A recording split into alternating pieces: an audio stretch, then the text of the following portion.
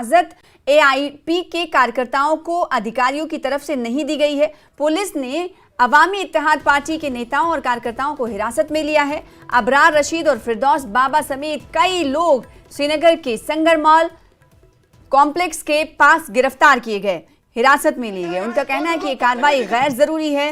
वो शांतिपूर्ण तरीके से एकजुटता दिखाना चाहते थे, लेकिन उन्हें ये भूख हड़ताल नहीं करने दिया गया।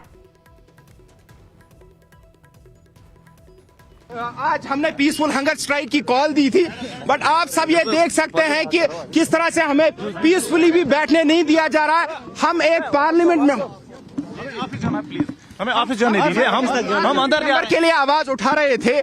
उनका हक बनता है, वो 18 लाख लोगों को रिप्रेजेंट करते हैं, 18 कॉन्स्टिट्यूएंसीज को रिप्रेजेंट करते हैं, 4 डिस्ट्रिक्ट्स को रिप्रेजेंट करते हैं। लेकिन आप खुद देख सकते हैं कि किस तरह की तानाशाही है कि हमें पीसफुल प्रोटेस्ट भी नहीं करने दिया जा रहा है। इसको आपने 5.5 साल से तिहाड़ जेल में बंद करके रखा है। ये जमहूरियत का जनाजा है कि मेंबर को पार्लियामेंट जाने नहीं दे रहा।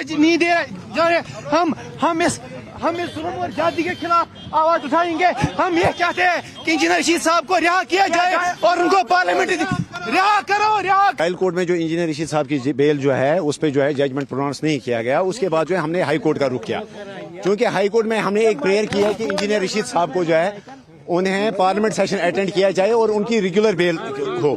लेकिन इस सिलसिले में जो है हमें इंसाफ नहीं मिल रहा है, ना ही अदालत से और ना ही एडमिनिस्ट्रेशन से।